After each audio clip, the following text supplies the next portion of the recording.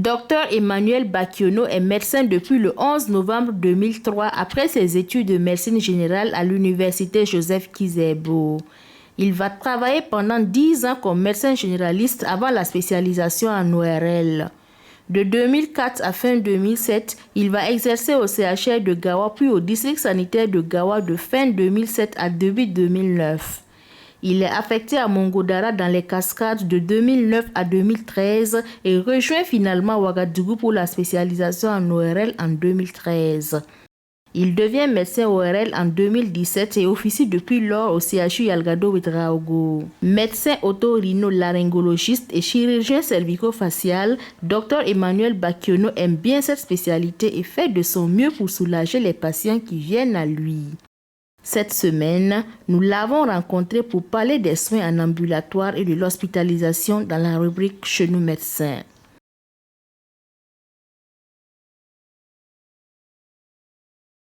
Il faut dire que les soins en ambulatoire, ce sont les soins qui ne nécessitent pas d'hospitalisation. C'est-à-dire, je quitte chez moi, je viens à l'hôpital, je reçois mes soins et puis je retourne chez moi. C'est les soins en ambulatoire. Voilà.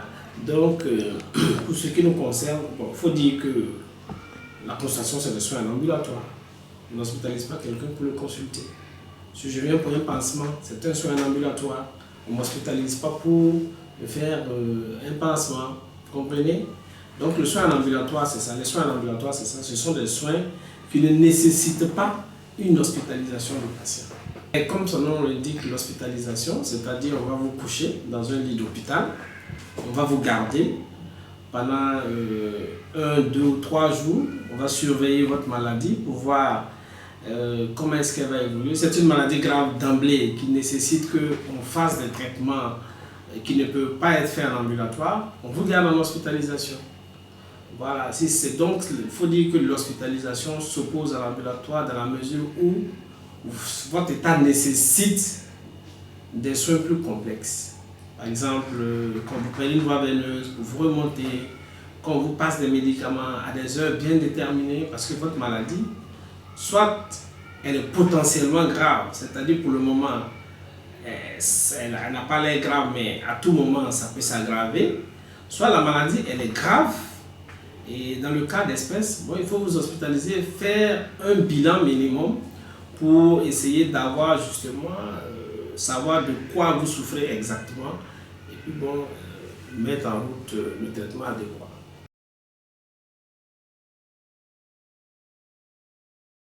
C'est l'état du patient qui commande la conduite à tenir. Voilà, moi je vous reçois, vous par exemple, vous me dites que vous avez mal à l'oreille. Si je vous examine et que je vois que c'est une situation qui nécessite que je ne vous hospitalise pas, je ne vais pas vous hospitaliser. Mais si je vous examine et que je trouve que votre état, tenant compte d'un certain nombre d'historiques de votre passé, je trouve que par exemple votre état nécessite que je vous garde pour vous faire des soins, pour éviter que l'oreille ne s'aggrave, bon, il va sans dire que je vous... Donc il faut dire que c'est la situation du patient, l'état du patient, et la pathologie présentée par le patient, c'est elle qui commande la conduite à tenir en hospitalisation ou en ambulatoire.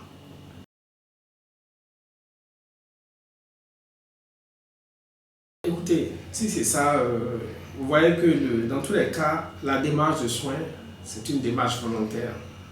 Vous comprenez? Nous sommes dans un système où, même avant, le patient, c'est pas il ne se couche pas pour dire je suis malade et puis on vient le voir. Quand il est malade, il part à la recherche de soins. Donc, il y a une participation volontaire que le patient doit avoir. Lorsque vous venez voir un médecin, un agent de santé, il vous prescrit un traitement avec des indications précises. Il vous appartient en tant que patient de respecter scrupuleusement la prescription. Maintenant, il peut arriver justement que des patients ne respectent pas la prescription telle qu'elle est faite. À supposer par exemple vous avez une infection débutante. Je me dis, bon, écoute, c'est une infection débutante, elle ne nécessite pas une hospitalisation parce que bon, avec une bonne antibiothérapie, un peu d'antalgique pour calmer la douleur, on peut venir à bout de votre infection et on vous met sous l'antibiotique. Vous rentrez chez vous, vous faites le choix par exemple de payer juste ce qui calme la douleur. Bon, écoutez, vous allez avoir votre douleur qui sera calmée, mais vous allez nous revenir dans une situation qui est suffisamment grave parce que l'infection aura diffusé, de localiser et ce sera généralisé. Et là, on sera obligé de vous hospitaliser et les soins vont encore revenir plus chers. Ça peut arriver. Tout comme si le patient n'a pas très bien compris la prescription médicale, s'il n'a pas très bien compris la prescription médicale, il peut se tromper dans la prise et auquel cas, s'il s'est trompé en prenant en excès, il peut y avoir des effets secondaires exacerbés. Ça peut arriver que des patients vous appellent pour dire « Ah, voilà. » Et vous, à votre tour, vous êtes obligé de lui demander « Mais comment il prend ces produits pour rectifier ?» À défaut, vous êtes obligé de lui dire « Revenez, on va évaluer. » Et en revenant, d'abord, la première des choses, c'est de vous assurer d'abord que le traitement a été très bien suivi. Donc, c'est un traitement tel qu'il a été institué. Le patient l'a suivi correctement. Si c'est le cas, bon, vous allez réévaluer votre conduite à tenir.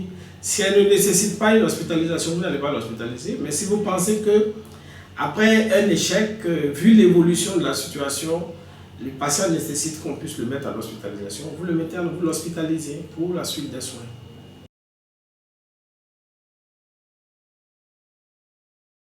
D'abord, ce que je vais vous dire, c'est que c'est toujours, tant qu'on peut faire des soins en ambulatoire, c'est toujours préférable. Voilà, c'est-à-dire que tant que l'individu, il peut ne pas être hospitalisé, c'est toujours l'idéal. Mais si on est obligé d'hospitaliser, il faut hospitaliser.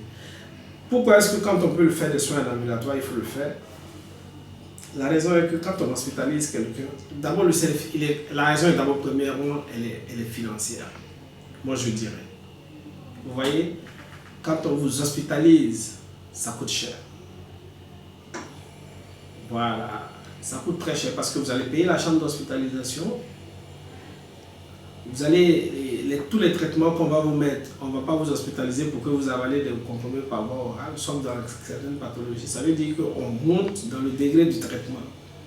Donc, tant qu'il est possible de ne pas hospitaliser un patient, et vous voyez toute la mobilisation sociale que ça va entraîner. Si on hospitalise un père de famille, tout de suite vous allez voir sa femme qui va venir rester à côté de lui. Donc du coup, il y a un certain nombre de choses qu'elle aurait pu faire, qu'elle ne peut pas faire. Les enfants, tout le monde défile à tour de rôle pour venir le voir. Vous voyez, dans notre contexte africain, bon, vraiment il faut avoir vraiment un intérêt à hospitaliser quelqu'un. Voilà, parce que toute la mobilisation sociale que ça va entraîner, c'est même des pertes, je dirais, financières pour la famille. Non seulement ils vont dépenser, mais tout le temps qu'ils prennent pour venir ici, voilà. Donc, et puis bon, comme j'ai dit, donc c'est à deux niveaux, c'est à la fois financier, c'est un coût financier, c'est un coût social. Voilà, on dira comme ça. Le coût, il est financier, il est social. Les finances, ce n'est pas seulement la poche du patient.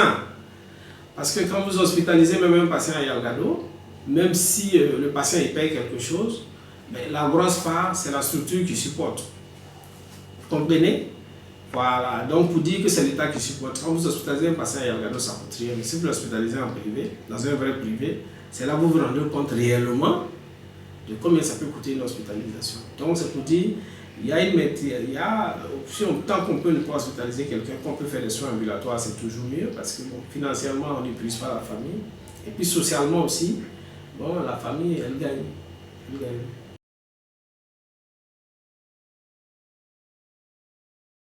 De mon expérience, les gens ne fuient pas parce que c'est cher.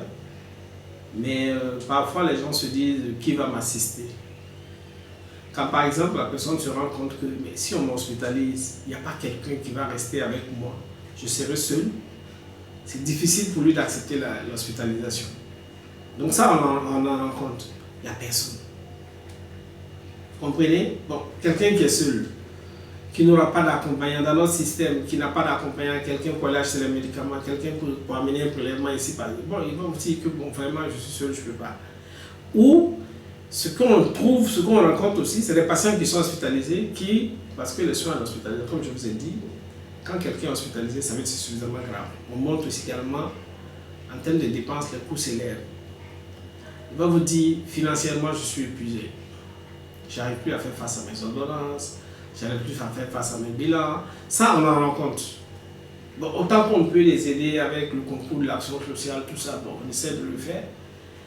Mais parfois, on trouve des individus qui insistent, ils disent non, qu'ils veulent partir, Bon, ils ont certainement d'autres motivations, mais je crois que c'est surtout le coût social et qui est d'abord devant.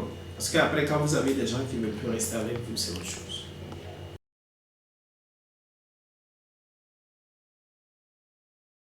Je dirais que les soins en ambulatoire, ce sont des soins qui dépendent essentiellement de l'état du patient. Voilà. Si vous avez et de la maladie causale, la maladie qui occasionne le soin en ambulatoire. Voilà. Si vous rencontrez un patient, même s'il est en bon état et que vous pensez que sa maladie elle est potentielle, c'est-à-dire qu'il y a un potentiel de gravité derrière et qu'il y a urgence à le prendre en charge rapidement, il faut le faire, il ne faut même pas hésiter. Voilà. Dès que vous pensez que c'est nécessaire de l'hospitaliser, il faut laisser tomber l'option de l'ambulatoire et l'hospitaliser. Voilà, c'est ce que je peux dire en conclusion sur les soins ambulatoires. Et moi, je dirais simplement aux patients qu'il faut qu'ils sachent que, en réalité, ce n'est pas de gaieté de cœur quand on décide d'hospitaliser quelqu'un. L'hospitalisation, quand on décide de ne plus faire les soins ambulatoires, c'est pour le bien du patient. C'est pour le bien du patient. Sinon, ce n'est pas de gaieté de cœur. Donc, qu'ils acceptent lorsqu'on leur demande, lorsqu'on veut passer de soins ambulatoires en hospitalisation, qu'ils comprennent que c'est la mesure de la gravité qui fait que nous sommes obligés de changer le cap.